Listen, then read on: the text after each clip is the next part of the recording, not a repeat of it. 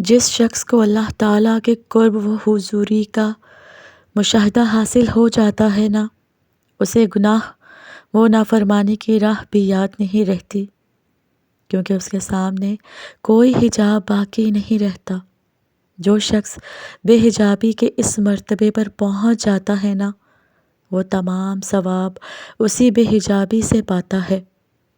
صحیح بخاری سے، میرا بندہ جن چیزوں کے ذریعے سے میرا قرب حاصل کرتا ہے نا، ان میں سب سے محبوب وہ چیزیں ہیں جو میں نے اس پر فرض کی ہیں، علاوہ ازیں نوافل کے ذریعے سے بھی وہ میرا قرب حاصل کرنے کی کوشش کرتا ہے، حتیٰ کہ میں اس سے محبت کرنے لگ جاتا ہوں، اور جب میں اس سے محبت حاصل کرنے لگ جاتا ہوں تو میں اس کا کان ہو جاتا ہوں جس سے سنتا ہوں، آنکھ ہو جاتا ہوں جس سے وہ دیکھتا ہے، ہاتھ ہو جاتا ہوں جس سے وہ پکڑتا ہے، پاؤں ہو جاتا ہوں جس سے وہ چلتا ہے۔ اگر وہ مجھ سے سوال کرتا ہے تو میں اسے دیتا ہوں، اور مجھے کسی چیز سے پناہ طلب کرتا ہے تو میں اس سے پناہ دیتا ہوں۔ اللہ کی محبت میں ایک مقام ایسا بھی آتا ہے کہ دنیا دل سے نکل جاتی ہے۔ قرب کے لمحات میں انسان کو وہ سکون ملتا ہے کہ انسان چاہتا ہے کہ ساری دنیا چھن جائے، مگر یہ سکون اور اللہ سے قربت کم نہ ہو۔ میں نے اپنی قسمت کو اللہ پر چھوڑ دیا ہے، اس لیے نہیں کہ اللہ بہتر کرے گا، بلکہ اس لیے کہ اللہ سے بہتر اور کوئی کر ہی نہیں سکتا۔ جب اللہ تعالیٰ کسی بندے کو اپنے قریب کرنا چاہتا ہے نا، تو ایسی خواہشات ہمارے دل میں لگا دیتا ہے جنہیں ملنا ہمارے نصیب میں نہیں لکھا ہوتا کبھی۔ کیوں؟ جب نصیب میں نہیں لکھا ہوتا تو دل کیوں ایسی خواہش میں لگا رہتا ہے؟ کیوں اس چیز کو ہم پہ اتنی فاصلے پر رکھ دیتا ہے کہ جتنا اسے پانے کی دعائیں کرتے ہیں وہ اتنی ہی دور لگتی ہیں ہمیں؟ کیونکہ اللہ تعالیٰ ہمیں اس مقام تک لانا چاہتا ہے جہاں صرف اس کے محبوب بندے ہوتے ہیں، وہ مقام جہاں تک سب کی رسائی نہیں ہوتی، وہ مقام جہاں ہمارا صبر، ہمارا توکل، ہمارے آنسو، سجدے اور ہماری عبادتیں ہمیں اس کا پیارا بنانے پر مجبور کرتی ہیں۔ اور ہر کوئی اس کا پیارا تو نہیں ہوتا نا، اور تب اپنے لیے مانگتے مانگتے ہم اس راستے پر چل پڑتے ہیں جس کے آخر پر وہ ہمارا منتظر ہوتا ہے۔ آپ نے دعا مانگی، آپ کو لگ رہا ہے کہ قبول نہیں ہوگی، مگر کبھی کبھی اللہ تعالیٰ نہ سن کر آپ کو تکلیف میں ڈالتا ہی اس لیے ہے کہ وہ تکلیف ایک وجہ ہوتی ہے بس اللہ تعالیٰ کی طرف سے، جو آپ کو صبر کرنے کا حوصلہ دیتی ہے، اور یہی آپ کی دعاؤں کی قبولیت ہے، یہی التجاؤں کا جواب ہے۔ اللہ تعالیٰ کا جواب وہ بھی یہی چاہتا ہے، وہ بھی آپ کو دینے کے لیے راضی ہے، بس آپ کو سننا چاہتا ہے بار بار، کیونکہ آپ کا اس کو بلانا اچھا لگتا ہے۔ یہ وقت یہ صرف آزمائش کا ہے، آپ کی آنکھیں راتوں کو آنسوں سے بھری ہوتی ہیں، دل ٹوٹتا ہے، صبر آزمایا جاتا ہے، امتحان میں ڈالا جاتا ہے، لیکن یہ وقت بھی گزر جائے گا ایک دن۔ ہر مشکل کے ساتھ آسانی ہے بے شک، تو یہ مشکل بس تھوڑی ہی رہ گئی ہے باقی۔ تنہائی اللہ کے قریب کر دیتی ہے، لوگوں کے چھوڑ جانے سے گھبرایا نہ کرے۔ جب ساتھ کوئی نہ ہو تو دل خود ہی اللہ کی طرف رجوع کرنے لگتا ہے، ہم خود ہی اللہ تعالیٰ سے اپنی باتیں کرنے لگتے ہیں۔ وہ آنسو جو دن بھر روک کے رکھتے ہیں، رات کو اللہ تعالیٰ کو اپنی کہانی سناتے ہوئے بہنے لگ جاتے ہیں خود ہی۔ اس لیے خود کو تنہا محسوس مت کیا کریں، اللہ ہے نا، وہی آپ کی تنہائی کا سکون ہے۔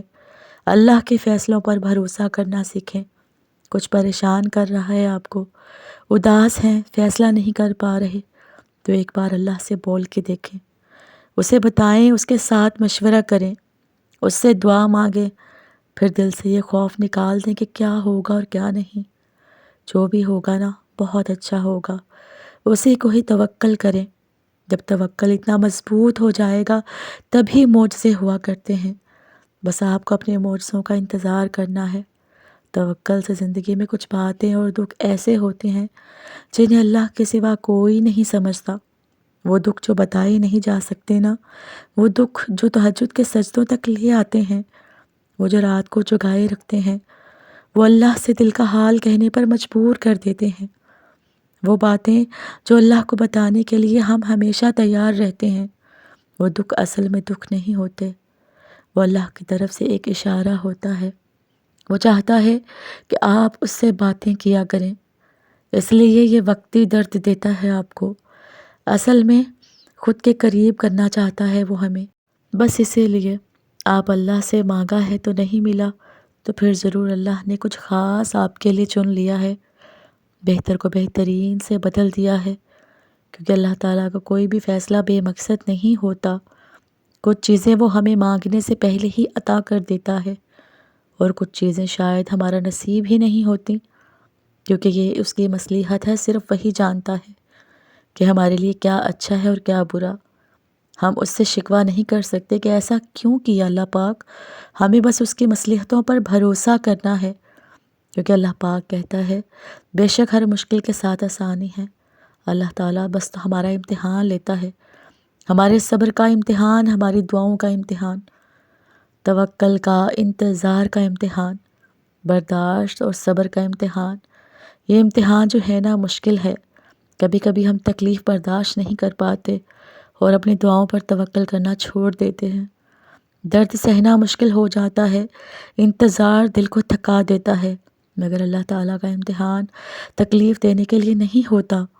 اور غور کرو تو پتہ چلتا ہے کہ جب آپ اس امتحان میں نہیں تھے تب اللہ سے اتنا قریب نہیں تھے آپ، جتنا اس درد نے آپ کو اللہ کے قریب کر دیا ہے۔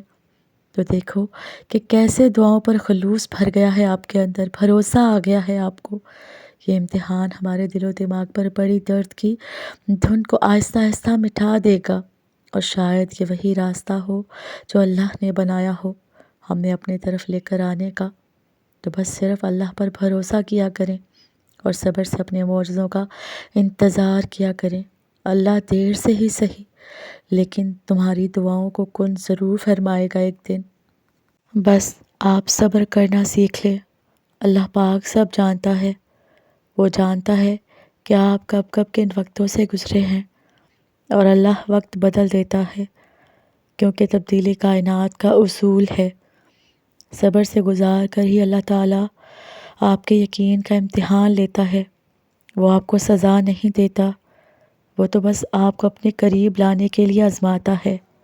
وہ نصیب لکھنے والی ذات جو دلوں میں خواہش ڈالتی ہے نا، وہ ان خواہشوں کو نصیب میں بدلنے پر بھی قادر ہے، اور وہ ایسا وقت بہت جلد لائے گا جب آپ اپنی آنکھوں سے اپنے لیے معجزے ہوتے ہوئے دیکھیں گے ایک دن۔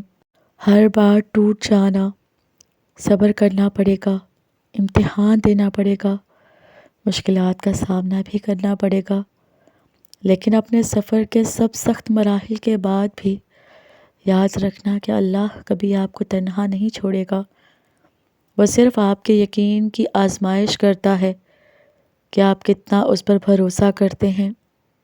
اس سفر کے مشکل مراحل کے بعد آپ کامیاب ہو جائیں گے، اور جب اللہ تعالیٰ نوازنے پر آتا ہے نا تو آپ کے مخالف کو ہی آپ کے لیے وسیلے بنا دیتا ہے۔ بس اللہ پر بھروسہ رکھیں، وہ آپ کے لیے کافی ہو جائے گا، اور اللہ کے فیصلے پر مطمئن رہا کریں، کیونکہ اللہ وہ نہیں دیتا جو آپ کو اچھا لگتا ہے، بلکہ آپ کو وہ عطا کرتا ہے جو آپ کے لیے اچھا ہوتا ہے۔ اللہ تعالیٰ کی طرف سے کی گئی دیر میں کتنی خیر ہے، یہ آپ کو تب سمجھ آئے گا جب یہ صبر کی اشکبار سجدے شکر کے سجدوں میں بدل جائیں گے، اور اس وقت آپ کانپتے لبوں سے اس کے المجیب قبول کرنے والے ہونے کی گواہی دیں گے۔ یہ دل اس کی محبت سے پھٹنے لگے گا اور اپنی قسمت پر آپ رشک کریں گے۔ حضرت علی رضی اللہ تعالیٰ عنہ نے فرمایا، صبر کی دو صورتیں ہیں، جو پسند نہ ہو اسے برداشت کرنا، اور جو پسند ہو اس کے لیے انتظار کرنا۔ تو بے شک اللہ پاک ہر چیز پر قادر ہے، تو یقین رکھیں صبر کا پھل میٹھا ہے۔ آپ نے کبھی سنا ہے صبر کرنے کا پھل آپ کو ضرور ملے گا، اور انتظار کے بعد جو معجزات آپ کے لیے آئیں گے، آپ پر روبرو ہوں گی سب چیزیں۔ اللہ پاک اپنی نعمتیں رحمتیں آپ پر نچھاور کرے گا، آپ دیکھتے رہ جائیں گے ایک دن انشاءاللہ۔